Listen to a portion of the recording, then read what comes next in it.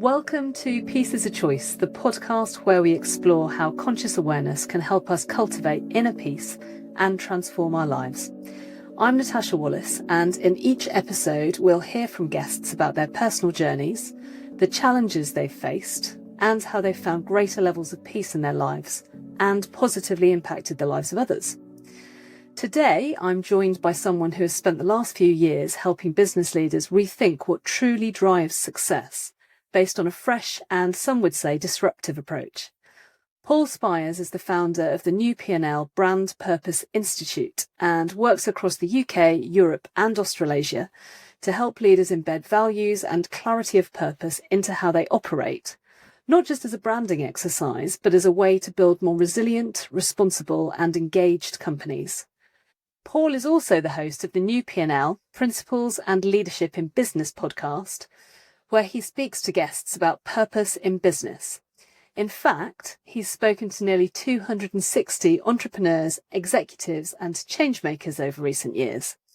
And Paul is currently preparing to release his first book, The New P&L Principles and Leadership, a 6-step framework where he draws on the insights he's gathered over years of interviews and research. In this episode, we'll explore what it means to lead with principles, why values and purpose matter more than ever in business, and we will also hear about Paul's own personal journey of learning and growth and how that led him to where he is today. So thank you so much for joining us today, Paul. Pleasure. That introduction's probably more enjoyable than my responses, I think. I'm sure that won't be the case. So we met recently at a business brunch that was organised by Matt Phelan from the Happiness Index, who has also been on the podcast, and I think he's been on yours, hasn't he? Yes, yeah.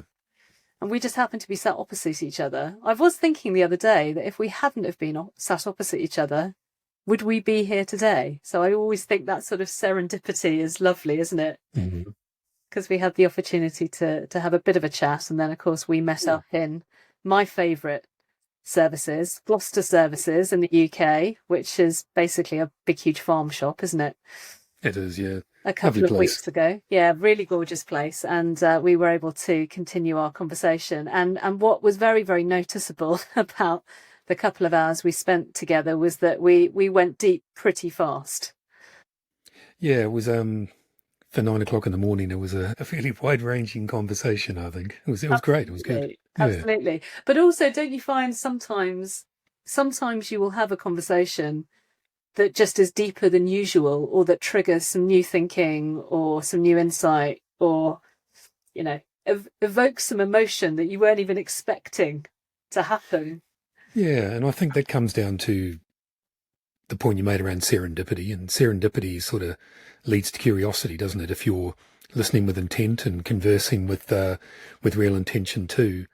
And I think that approach to curiosity, which I'm sure we'll come on to a few times in this conversation today, that's what leads to those deeper conversations, because we want to learn from each other. Yeah, absolutely. And also, I mean, I think, you know, the beauty of networking and getting yourself out there and putting yourself into new environments is that, you know, you meet new people, and it's an opportunity to expand your mind. And I can certainly say that talking to you has expanded my mind, and we've only spoken for a few hours. So I'm really looking forward to seeing where we go today. Yeah, awesome. Thank you. So let's start with discussing the new P&L. So it stands for Principles and Leadership, which is a bold reframe of the traditional profit and loss. What was the moment or experience in your personal journey that led to you setting the business up? Yeah, so I've been an entrepreneur off and on for most of my life, various businesses, and holding senior positions in other organisations as well when I was in between those periods. And for a long time in the early 2000s, I had a brand reputation management and marketing agency. And about 2010, 2011, we were subject to a series of highly unethical actions from a client that took the business to its knees, and me personally to my knees at that point as well. In the middle of all of that, I just came up with an idea for a new P&L, that there essentially had to be a better way of doing business than what we had been subjected to in that moment. So a new P&L based on principles and leadership, not just profit and loss. And I think that's key as well. I'm not suggesting it's instead of, It's how we use principles in leadership to enhance the P in the traditional P&L, profit. So I held on to that idea, and I had to rebuild things and everything else, and I held on to that idea for a few years. And I didn't know what the vehicle was to deliver it, but it felt in my mind like a strong idea. And we all write down loads of rubbish ideas. I've got books and books of ideas that are going nowhere, but something about this stuck in my mind. And then about 2019, to your point, serendipity, I was sitting down for lunch with someone, and he said, I'm thinking of launching a podcast. And in that moment, something just went click, and I thought maybe that's the right vehicle to explore the new P&L. So I launched in October 2019. Then COVID hit in 2020, and we saw the void for many businesses between the words and the values and the actions that they espoused and that sat on their walls, and actually what they did when the shit hit the fan, when there was a crisis. There was a big gap, and we can all think of those brands who perhaps didn't live to the values that they had espoused. So that podcast really took off and grew exponentially. And that's really the background to it. And I'm still here now doing the podcast. The Institute was launched off the back of it. And increasingly over the last 3 years, keynote speaking in Europe and further afield around the role of purpose and leadership, but also how we prepare our culture, our leadership, our creativity in the age of AI. And I mean, it's interesting that, to hear you had an idea, it was like a seed. Yes. But you didn't really know how you were going to bring it to life straight away. And actually you started small. You didn't build a whole business out of it. No, that's right. You started with the podcast. And I think sometimes we can think that we need to make something, an all singing, all dancing 20-page business plan. What made you feel comfortable starting small with the podcast? It's probably a paradoxical piece of a lack of confidence to believe that, I can go from what I was doing to doing this. But then also I think it's a case of don't let, that old cliche, but don't let the good be the enemy of the great, or the great be the enemy of the good. You've got to start somewhere. If you saw this, unlike the professional setup we have today, if you saw the gaffer tape and frankly, the real rudimentary approach to my first few episodes of the podcast, it was embarrassing. But I just felt there was something inherent in what that idea was. And I felt it came very close to where I was thinking in my life and, what I was looking to do. And so it felt right. Doesn't mean it's easy that, because you've found a purpose that opens the door, it doesn't enable you to go through it. You still have to do the hard work. But it just felt right. So I thought I would persist with it and see where it would take me. And then what happened from there? How did the Institute grow from the podcast? So over the first couple of years, we grew, as I said, very quickly, sort of turned into a top 5% global podcast. And I started having some of the audiences and those further afield in my network speaking to me about consultancy in that area. Could I come in and deliver workshops initially around leadership, culture and purpose? It started to flourish from there. We started to do a little bit of research, particularly around creativity. And that's where the Institute came from. So it was just really a coalescing of, my 35 years of experience in business anyway, and the various diverse things I've done in that, but also that diverse experience having a central focus and a central point for it all, which was how we bring all of these diverse things together under the banner of purpose and what that means for the vision and the strategy of a business. And when you're working with organisations now, for the layman who hasn't come across your work yet, what are you actually doing? So depends on what the requirement is, but generally I'm going in to assess the culture and the leadership within those organisations, where the great spots are, but also where perhaps the weaknesses are in that organisation, looking at the relationship between leadership and employees, the way that is delivered in the culture and the vision, how all of these things across the various elements, communication, strategy, leadership, operations, how they all synchronize, if you like. How does one fold and feed into another? There's no point having a wonderful vision, for example, if it's not replicated in the operations or it's not exemplified in the culture. That kind of, what does it look like at 2:00 on a Tuesday afternoon? If you can't show me how those visions and values that are on the wall are demonstrated in the culture, there's a disconnect. So it's really essentially trying to join all of those elements together to have a commonality and focused on that vision and that purpose for that business. And why do you think that the podcast became so popular? I mean, it clearly spoke to people. What do you think it is about it and about this, new P&L philosophy that you think people buy into? Oh, if I knew that, I'd be driving a Learjet, not a Nissan Qashqai.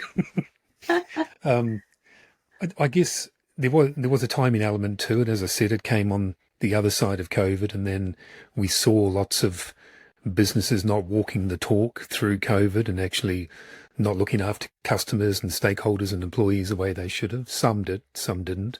So I think there was a timing resonance there. I think people do want to explore. There's a simplicity, but I think a bit of inspiration to the name. The new P&L is enough of an intrigue to make people think, what is that about? People do want to find, and it means different things to different people, but people do want to find more purpose in what they're doing and leadership that has more vision than just their own vision, that has a vision for those around them as well in that organisation. So I think it was a lot of things that came together. I had some amazing guests and continue to have some amazing guests, which I guess provoked a lot of the interest as well, because it would, spark interest in their network. So a combination of things, I think, yeah. And I worked really, really hard doing my research for every guest to not push the same questions out to a very different person, but to actually really bespoke that conversation to that person. And I think that resonated both with the guest and with the audience as well, because it didn't become too formulaic, I think. Yeah. And when we were talking the other day, you mentioned that you don't necessarily always work with every business that you start talking to, because there needs to be buy-in at the senior level to the work that you're doing. And certainly from the work that I do, often you need to see some courage amongst the senior leadership to be willing to challenge the status quo, do something different, go in a new direction, and also turn the mirror on themselves to say, oh, actually, it's maybe not quite as good as we want it to be. And that requires a little bit of self-confidence as a leader. And of course, this podcast is all about peace, which you would consider being about stillness and quietness. But actually, in the space that you're working in, it needs a lot of courage and values-driven action, forward movement, almost activism. How do we reconcile peace and the need for calm and, the need for us to steady ourselves with that drive for purpose and change, especially in business and leadership spaces? Yeah, I mean, I guess there's two sides to that. One is, you've correctly identified, in my view, at the beginning of that question, that this has to start with leadership. It has to start with leaders that are more self-aware, that are more conscious and aware in that moment of the impact of their actions and their words upon others. And that's why, as you alluded to, I turned down a couple of contracts last year because the leaders weren't buying into it. They only wanted me to do it with middle management. But I think it has to start at the top. Permission has to be given, either implicit or explicit, from leaders to be able to deliver this within an organisation. I think the other side of it is, in terms of peace specifically, in a lot of the keynotes I do, I talk about curiosity. It's a big thing for me. And I think there's a really clear red thread from curiosity to peace. If you're more curious as a leader or an individual, whoever it happens to be, it doesn't have to be a leader, but as an individual, if you're more curious, curiosity leads to knowledge acquisition, because you're looking out upon the world. You're asking why and what and how and what if and all those things. That expands your knowledge. If you expand your knowledge, you get closer to your purpose, because you eventually uncover, like I did with the new P&L, what your purpose is supposed to be in life. If you find your purpose, you find balance. And if you find balance, you're more inclined to find peace. So I think peace starts with curiosity, and that clear line of curiosity into knowledge, into purpose, into balance, and into peace. I guess the paradox with peace is it depends on how you define it, because peace for someone, as you said, it might be tranquility, but peace for someone else is peace of mind within themselves, that they are at the heart of that business, they're driving it, they love it, they're thriving every day, is buzzing and full of excitement. That might seem like the antithesis to peace, but for some people it is, because they found their purpose within that organization. So we need to be, I guess, careful, in my view, about how we define peace, that it's not tranquility, but it's finding that peace within ourselves in whatever shape or form that happens to come through purpose. Yeah, I think that is just an incredibly powerful point to make. And also, I mean, I've been speaking to leaders recently quite a lot about the legacy they want to leave, because I think often leaders are worried about speaking up and challenging, their peers, I guess, or maybe the CEO who's doing things a certain way or has a certain vision or only wants to spend money on certain things, doesn't necessarily see that this sort of work is going to make a meaningful difference, or might be very, very short term in their thinking. And so, these are often things that make a longer term difference. Yeah. So I've been talking to leaders about their legacy, because when you start thinking about the legacy you want to leave as a leader, suddenly it starts to help you think a little bit more about what your purpose is there. It's not just about putting out fires and making sure things don't fall over. It really is about making a difference. But I think often in leadership, we're just getting stuff done. I mean, we're so busy and we're just surviving, really. How do you help leaders to understand that they have a really important and significant role to play in shaping a purpose-driven culture? I think that question and the legacy point are really, really interesting, because you can start from two different positions, and again, the old quote, where you start determines where you end up. And I think because we're driven in an influencer culture at the moment, there's a desire amongst some leaders, not all by any means, but some leaders to be that charismatic leader and that inspirational leader. But if we start with wanting to be that, to leave that legacy and everything else, I think we're starting from the wrong place, because we're starting from a place of ego, and charisma and inspiration is not given, it's perceived. There's a great, I'm from Aotearoa, New Zealand, as you know, and there's a great Maori proverb that says the sweet potato does not speak of its own sweetness.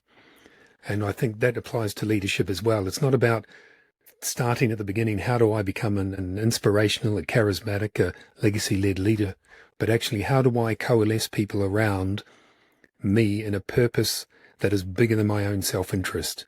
What are we trying to do for this business? How are we trying to create products that leave a lasting impact, rather than just iterate and create a new product for the world? How do we make a difference in the world and make an impact in that world?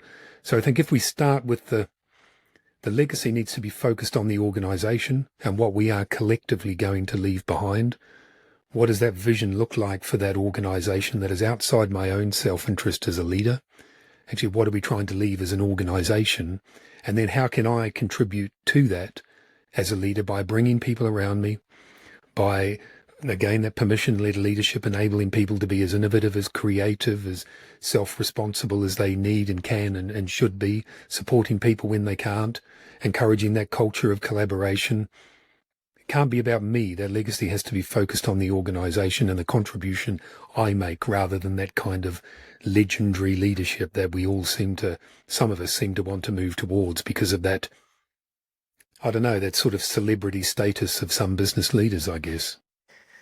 So one of the things we talked about when we last saw each other was about creation and innovation. And of course, an important part of your work is to build innovation, or to create a culture where people can innovate and create. Mm-hmm. And I know that there's often some reticence, I guess, amongst leaders and managers to allow people to become too innovative or too creative, because it leads to risk, and also it can be a distraction from the day job. And something I didn't mention to you when we were together, which I really remember, but a couple of years ago, one of my team said to me, "You've got to stop talking to people." And I'll never forget it, because I am very curious. So I talk to people all of the time about the things I'm trying to solve. So I hear lots of voices. Now, I've always seen that as me just gathering data and then, I'll pastiche all of that data together to make decisions.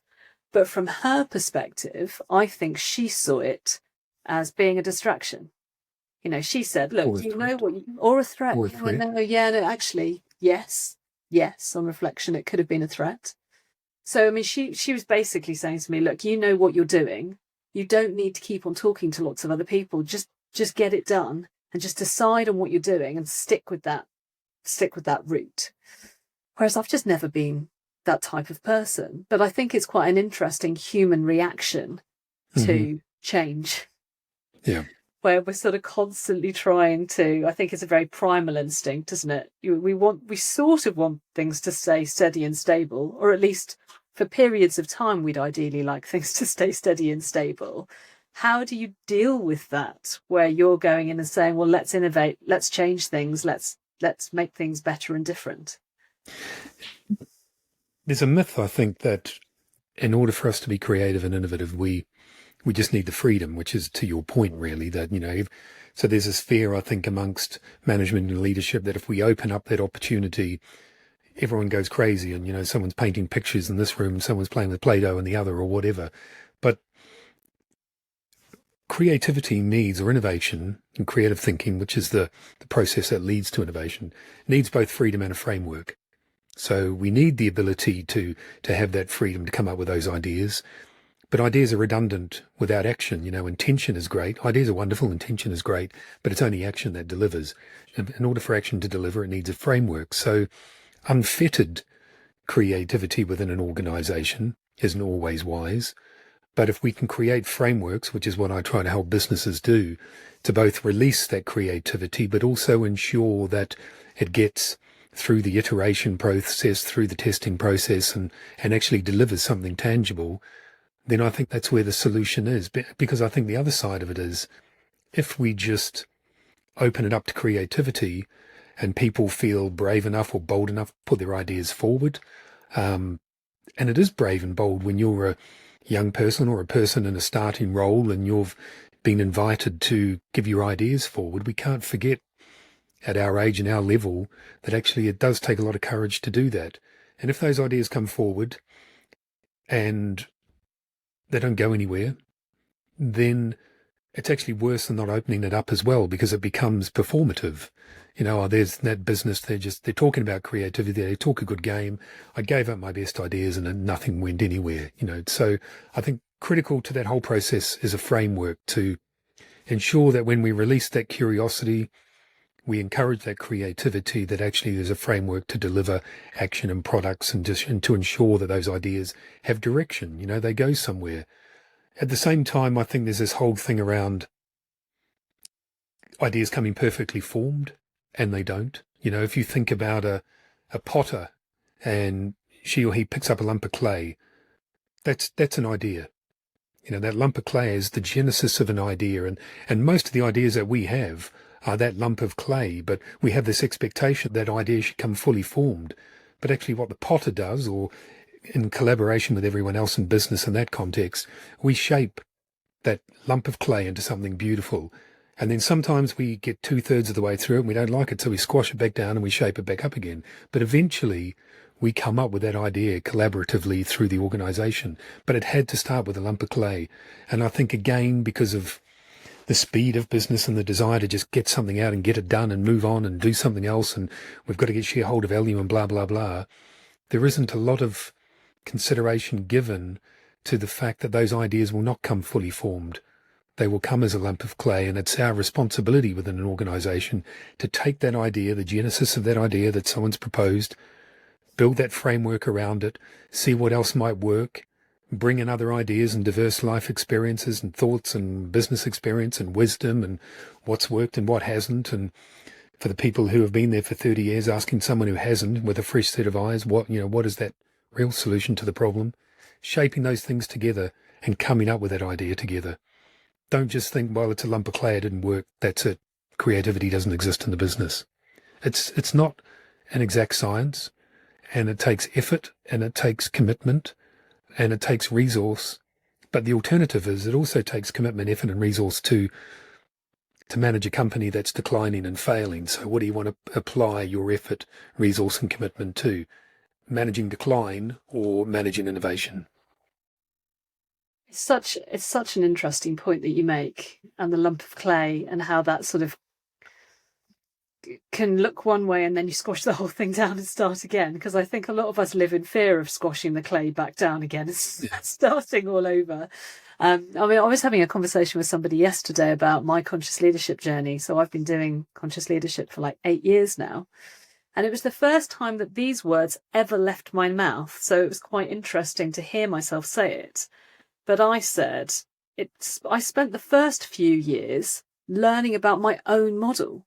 So I came up with conscious leadership and the 5 underlying principles of conscious leadership and what it means and why it's important. And I did all the research and I published the book.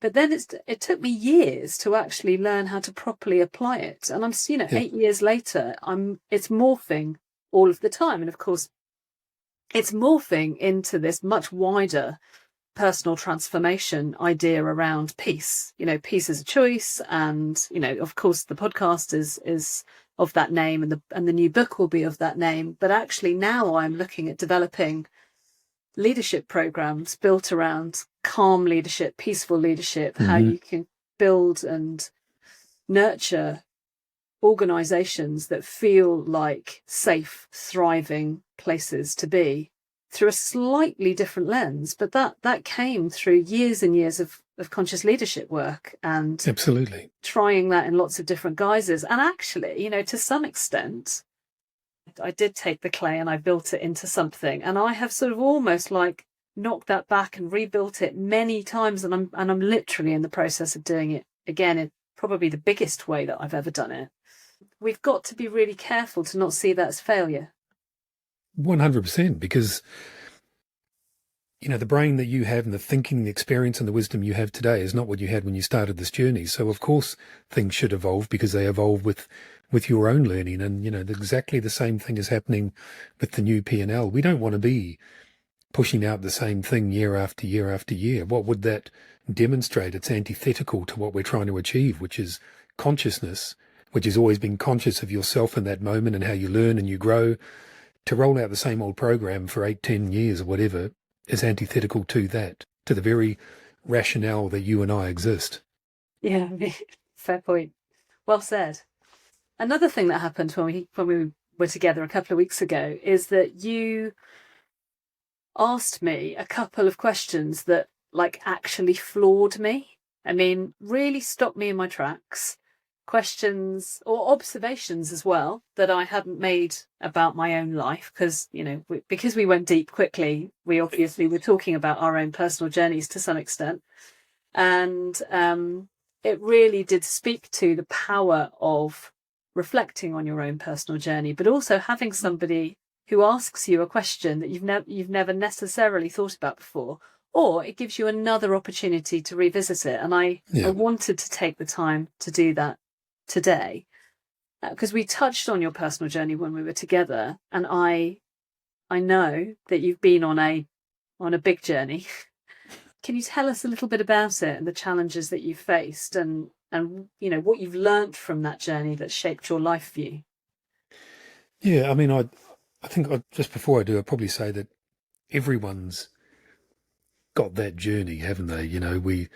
We look at certain people who talk about the rags to riches or whatever it happens to be, but everyone has that shit in their lives. Everyone carries a burden of some description. So mine's not exceptional, it's not any different to anyone else's. But I grew up in Aotearoa, New Zealand, as I said.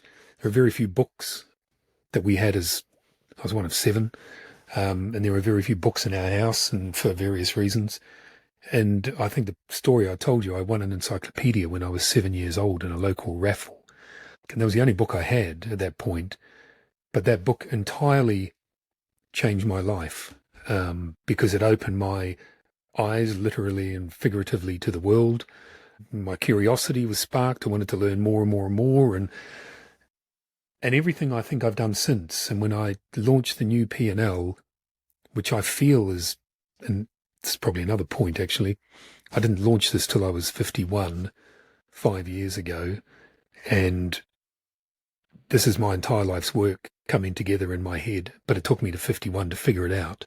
so I'm a very slow learner. But for people in their 40s thinking that the opportunities pass them by, it never does. It's just be more to your role, more conscious about it. But when I look back with the new P&L, I'm at the intersection of knowledge acquisition and inquiry and curiosity and creativity and speaking to amazing people and learning from them.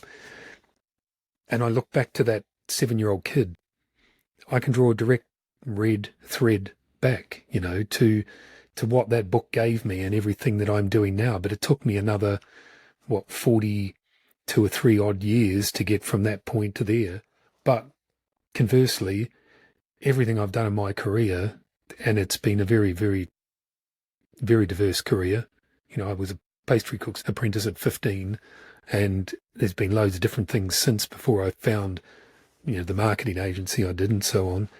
But everything I can actually look at, and it's given me something for the new P&L, whether it's diverse life experience or, certain professional skills that are maybe 20, 30 years old, but actually I'm still utilizing them now in some shape or form.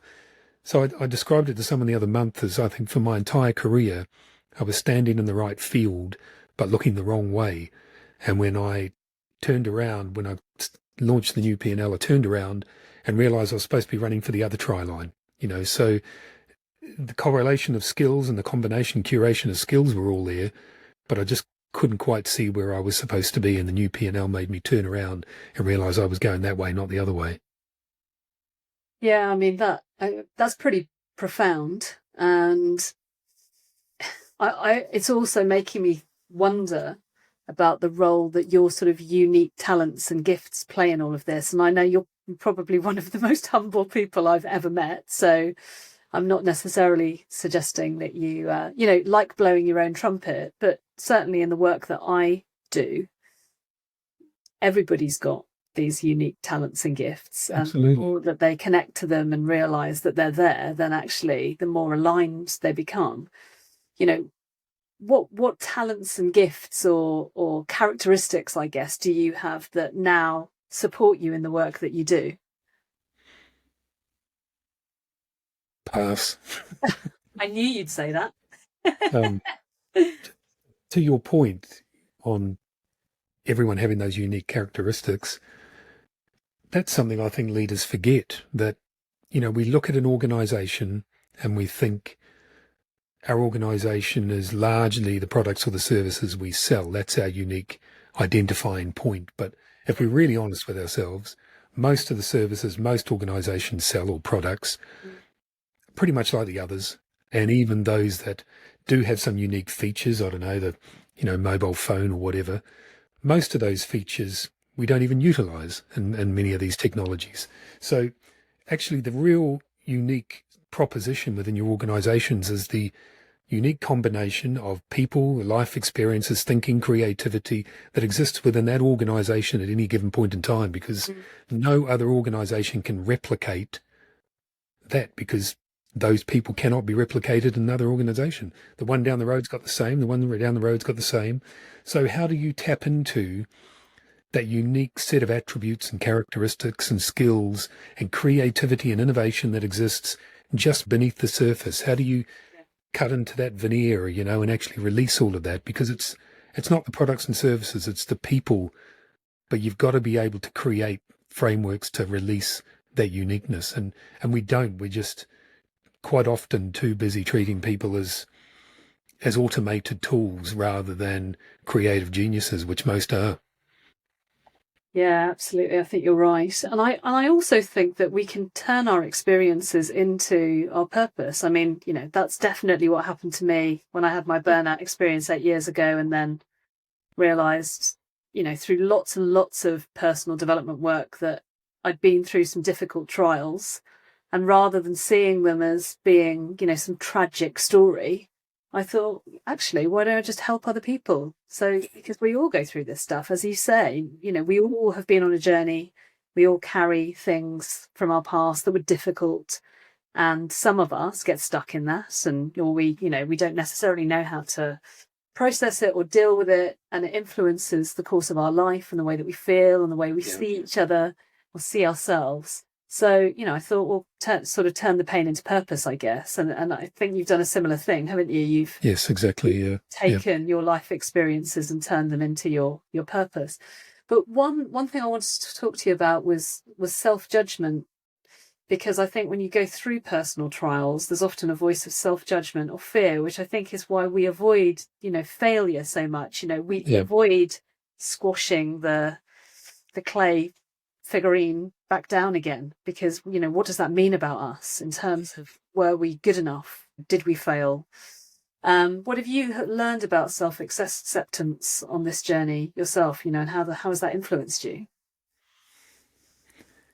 I think the key is finding the line between self-evaluation and self-judgment.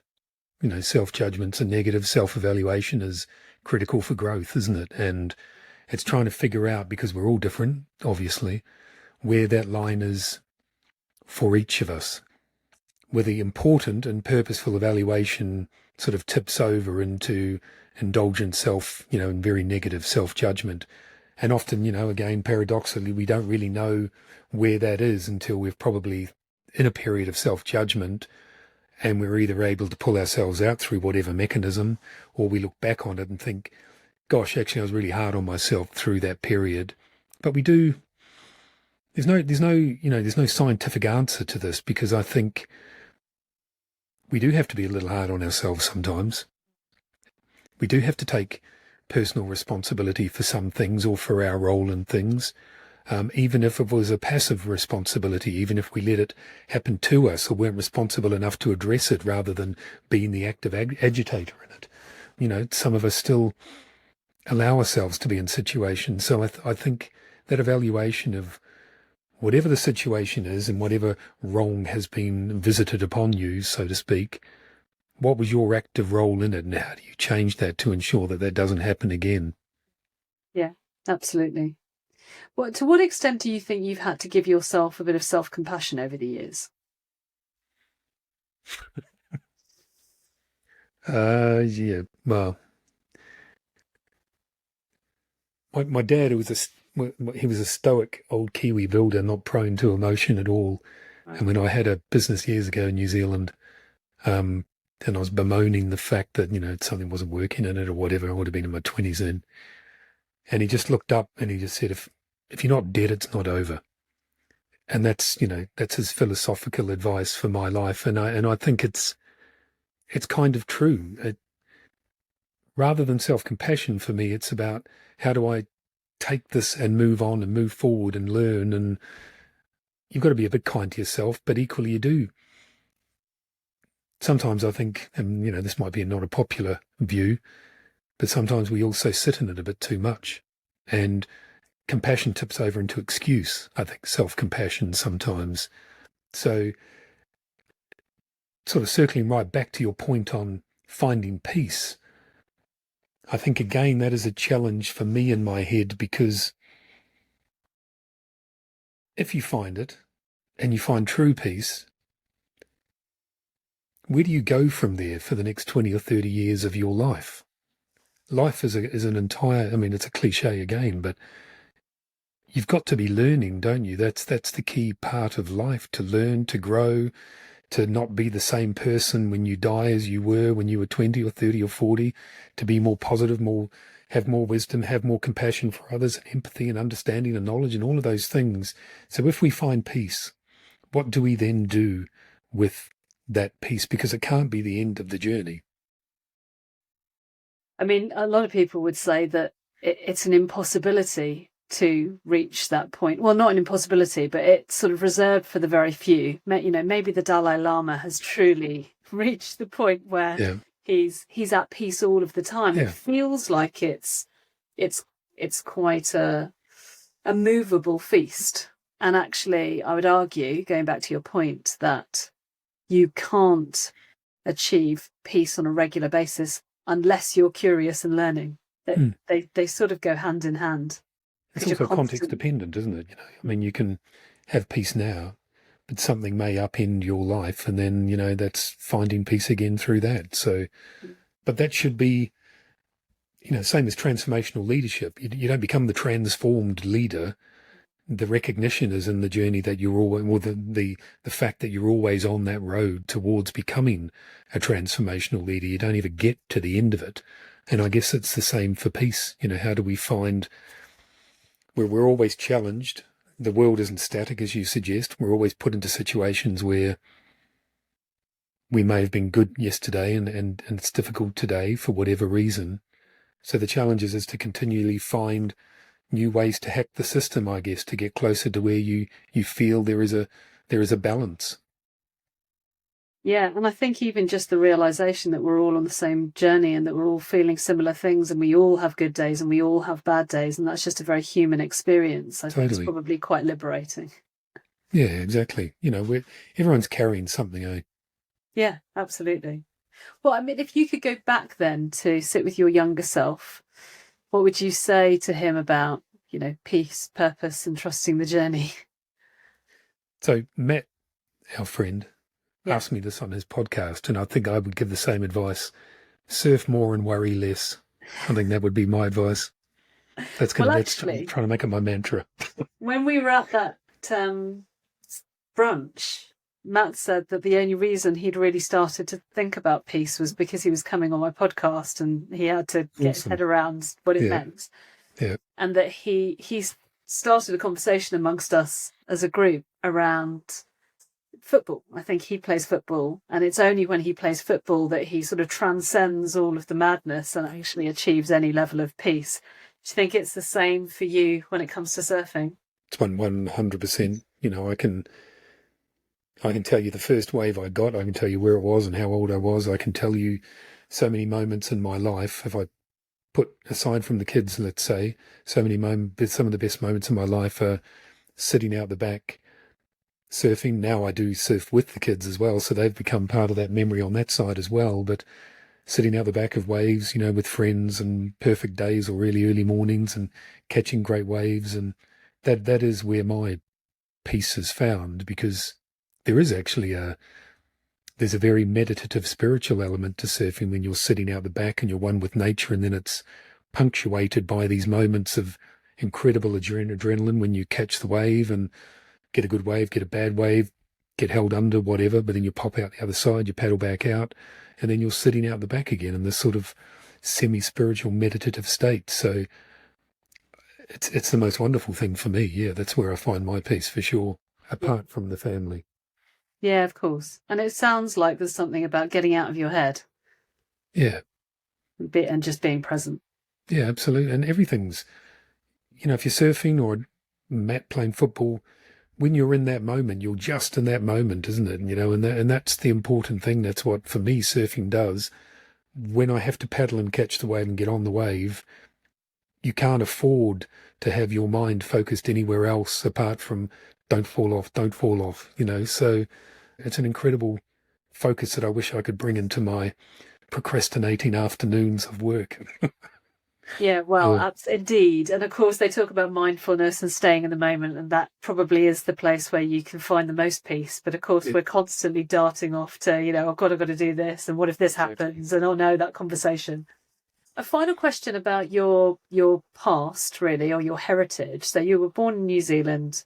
You have Irish, English, and Maori heritage. Yeah. How's that global insight fed into your approach to life and your own leadership philosophy? It's an interesting question. I guess it wouldn't be so much that heritage, although certainly on the Maori side, because I'm exploring more and more of it now, that is opening up a whole world to me in terms of the Maori outlook on life. But I think coming from Aotearoa, New Zealand, and coming to Europe, and it's certainly by no means unique because lots and lots of people do, but it has given me a different experience, of a different perspective of the way I see business. Growing up the way we did in a fairly tough environment, it's given me another perspective. When I was 17 to 22, I was a professional musician in New Zealand, and because of the music we played for a lot of gangs, motorcycle gangs and various other gangs, and that whole experience plays a big role actually in why I try to unlock creativity and within businesses, because I spent a lot of time with those gang members over the 5-year period. And there was obviously all of the usual things associated with gangs. But what I really did notice in many of them that I spoke to was they had incredible levels of entrepreneurship and curiosity and creativity and innovation. In the absence of the opportunity of sometimes legal means, they turn their hand to other ways. But they had the same amount of curiosity and creativity that all of us have, but what they didn't have was opportunity for whatever reason, because they'd come out of dysfunctional families sometimes and had challenging environments, and they'd found a sense of belonging in those gangs. But it really formed a lot of what I did with my creative agencies, marketing agencies, and it certainly forms what I do now, that so much of the potential that exists within our organizations exists just below the surface. And if we could just find ways to unlock that opportunity, to bring it forward, to have the freedom and the framework, as I said earlier, actually there's so much to be discovered within the one-dimensional person that we perceive that employee to be. We can just cut beneath the surface, then that three-dimensional employee comes out with all of those ideas and their perspectives and everything else, their rich life experiences that they can contribute. You know, we employ someone for a role, we ask them to be the full person at work, and then we slot them into that role and ensure that they only deliver that role. There is so much more that can be contributed if we'd only give the permission and put the process in place and build the purpose for that business to deliver that. Yeah, I think that's such a valuable point. And I've often thought throughout my life that if you could see somebody, if you could look at them and they were sort of hollow, you could see through them to see all their life experiences and, the difficult parenting they experienced, or the loss of, a sibling, or, whatever it is, or where they've tried really hard to achieve but failed because of the background they came from, or whatever, all of those experiences that have led them through life. If we could see the makeup of everybody right in front of us when we met them, I just think that would lead to a much more compassionate and accepting world. But of course, we don't look under the surface often, and I think that's what leads to many of the problems that we're facing in the world now. But that starts with curiosity as well, doesn't it? That starts with wanting an intention, having that intention to learn, to want to learn from each other, to understand who the whole person is within our organizations, to putting the process. There's a point I make in a couple of my keynotes. I talk about turning on the intergenerational knowledge tap. We've got 5 generations about to come into organizations at scale, from boomers to alpha. It's an extraordinary amount of wisdom and knowledge and inspiration and creativity and technological prowess and everything else. If we can only find a way to bring all of those generations together and let them learn from each other in a non-hierarchical environment, not women and men my age pontificating on their 35 years in business, but actually bringing it together in a non-hierarchical way. Yeah. The companies that will do that successfully will have a massive competitive advantage, I believe. And, there's research that demonstrates that, but it's how we find ways to unlock that, turn on that intergenerational knowledge tap, bring people together, not just to work, but to learn, to ask questions of each other in a non-judgmental, non-hierarchical way. Absolutely. I actually spoke to somebody yesterday, somebody I'm coaching, and he sits on the board of a charity, and on that board they've got young people. And he said it's the most challenging board he's ever sat on, because those young people, one, they're encouraged to speak up, but 2, they really do. And he said they will really challenge us and really get us to reflect on what we're saying and what we're thinking. And I thought, of course. I mean, of course they would. And it's just such I loved hearing him talking about it. But, we do need to bring the generations together a bit more. Yeah. So thank you so much for joining me today. I could continue forever, I think, asking you questions about you yourself and what you do. But for those people who want to find out a little bit more about you, where should they look? So you can either go to LinkedIn, Paul Spiers, and thank you so much for getting my name right. Most people call me Spiers, so I really appreciate the fact that you got Spiers, Spiers. You find me on LinkedIn or principlesandleadership.com, principlesandleadership.com, and you can contact me there or check out the site and all the rest of it. Fantastic, lovely. Thank you so much, Paul. It's been an absolute pleasure. Natasha. Thank you. Thank you. Thank you for listening to Pieces of Choice. For any information on what we've covered in today's episode and to connect with my guests, head to the show notes. It would be great if you could rate and review the podcast and subscribe now so you don't miss out on any future episodes.